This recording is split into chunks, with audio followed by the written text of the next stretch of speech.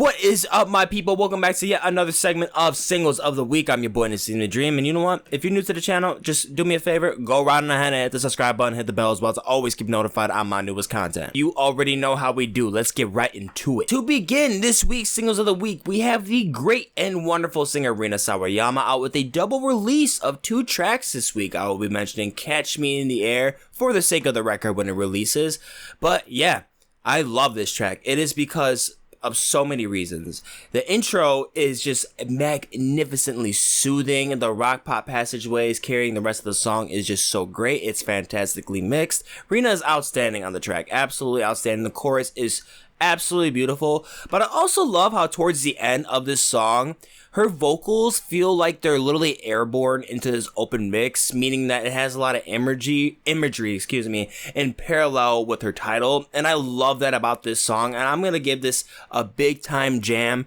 for a good amount for the rest of the month, probably for a minute. This is probably gonna be one of my top singles, so stay tuned for this LP release. We then have some new Gryffin music out this week with singer M.O. The title is called Reckless. It's clear that Gryffin is following this transition into this style of work, which I mean, this is a great move for sure. Just keeping the wheel spinning is just a great move in my opinion. I'm a little with it so far. This song it's definitely well polished, but I just need more time, possibly the feel of the entire upcoming record with this to really see how I feel about this new kind of more simple and basic pop transition and not so much any future bass.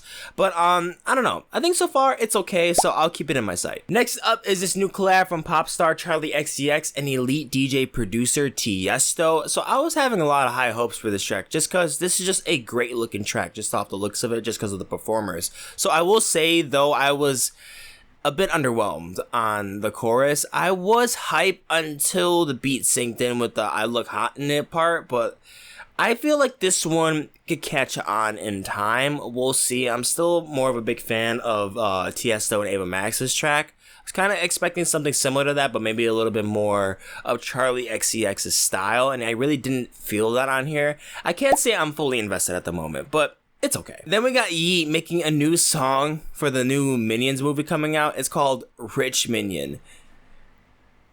Bro, this song is hilarious. It is so funny. I was crying on this song. Like, oh my god, the Minion samples are just so goofy on this beat. Like, I really don't know how to feel about it, to be totally honest. Like, I don't really know how to think of this track. Like, the verses, they're kind of boring for the most part, getting deeper into the song, but it's just so hysterical at the same time hearing what Yeat's rapping about.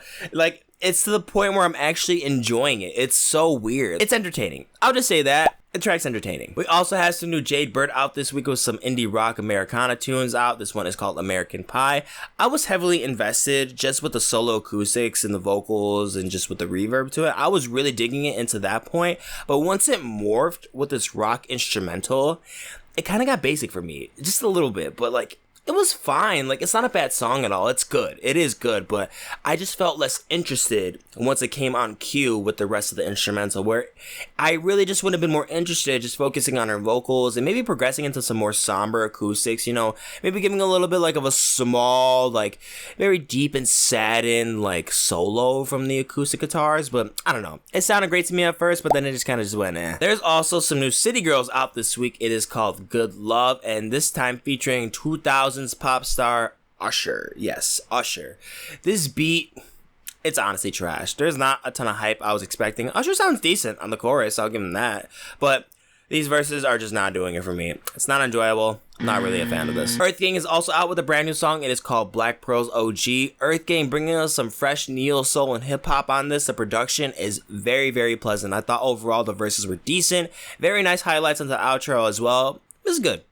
I wasn't so interested in their latest project, but I think this isn't so mid. I think this is pretty good. Next up is this new Zedstead song, and it's called I Took a Ride. So they're continuing on this road where they go into some more like mellow house style fusions, and I was just expecting this track not to feel so plain, but it was very disappointing. Like, the vocals, they're not special. The instrumentation isn't exciting. It doesn't sound like we're putting a lot of effort into the song at all. Like, this track is just kind of sad, just because I know Zed's Dead is capable of so much more. They're literally one of the most highly looked upon EDM groups in the entire world. Like, their fan base is absolutely obsessed with them. But with good reason. They're great producers, but like, they're clearly not capping off their capability on here based off their history, but I don't know. Then we got some more experimental pop out with Superorganism. This one is called Into the Sun, with plenty of help on the song this time. We got Axel Concato, Pijama, Stefan Malkus, and Jen Hashino. I'm liking the chemistry between everyone on this song on here. I'm also digging the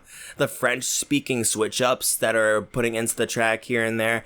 I don't really know why. I don't know. I just think it sounds interesting. Like, it brings more excitement coming into there and a little bit more humor with them, like, kind of having fun. It's just nice to hearing them, like, just, you know, just do their own thing on there.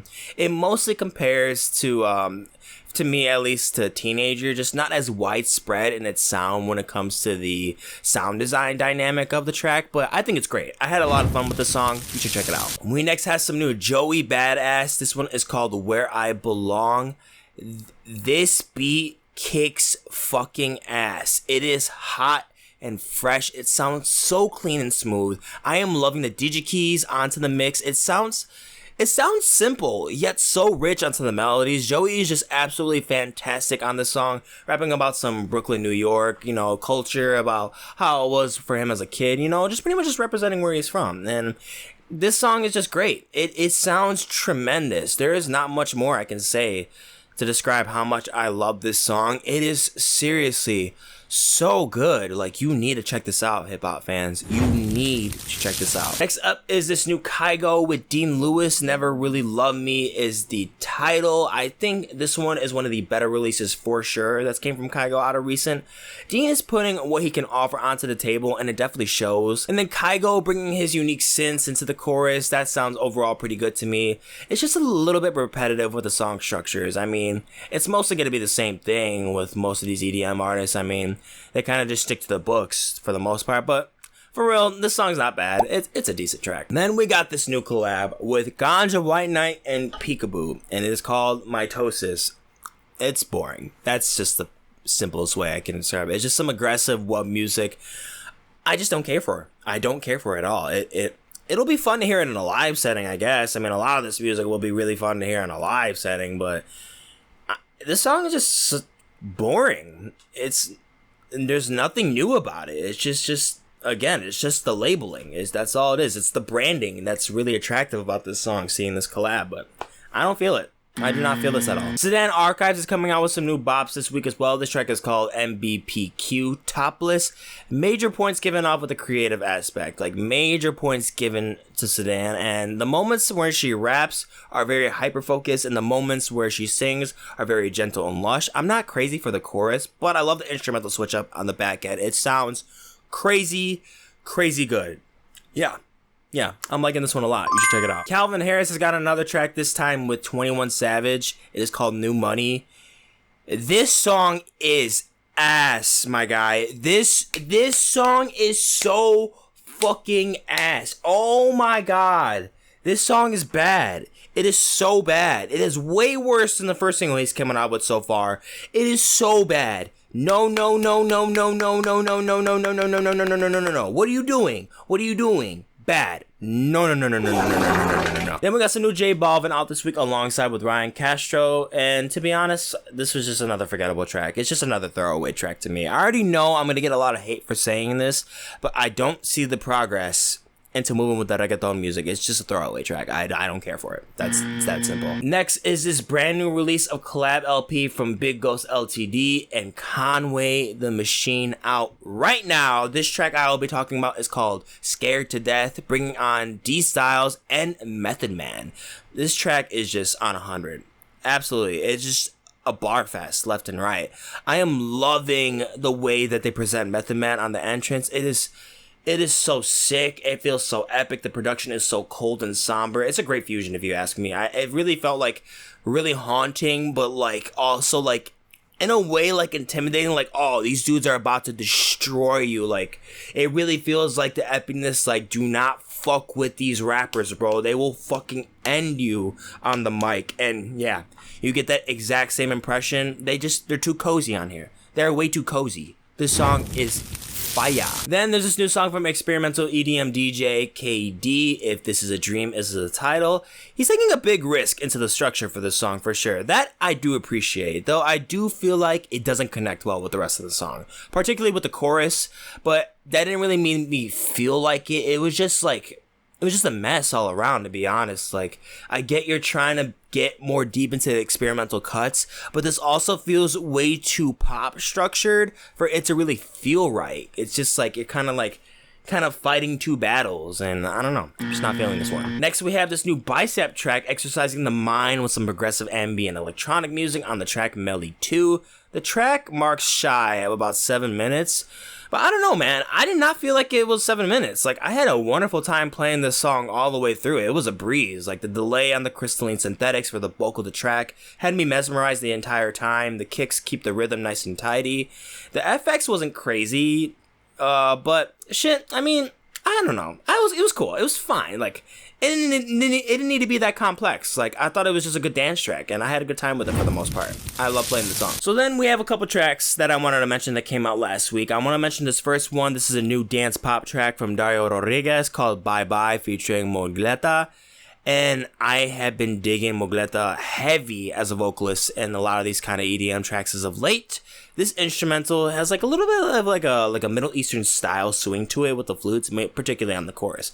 But I think it's good. It's popping. It gets the floor moving. I think it gets everybody dancing. I don't know. It's fresh. I like it. It's pretty good. Next, we have this new Megadeth track. It is called We'll Be Back. I'm not crazy in love with this song, but it does have some killer riffs and some killer solos, might I mention. I think overall the track does have a great kick to it. It just happens to have that exact same sound to their normal stuff that they've already been making ever since they've been around since the 80s and beyond. If you really divide it and put it up against every other track that they really made, it's pretty much linear with everything else. That's the only thing where I kind of like just give it like an edge. It's like I kind of want to hear more growth into the instrumentation, into the build, into the heavy metal. But I mean, it's just an old timer band. I mean, it's cool. I mean, they're just making some new stuff to like stay with their niche, and then that's cool. Overall, it's a cool track. And then finishing off this week's singles of the week, it goes to Cardi B's newest single, Hot Shit, featuring Ye and Lil Durk. Now, of course, off the label,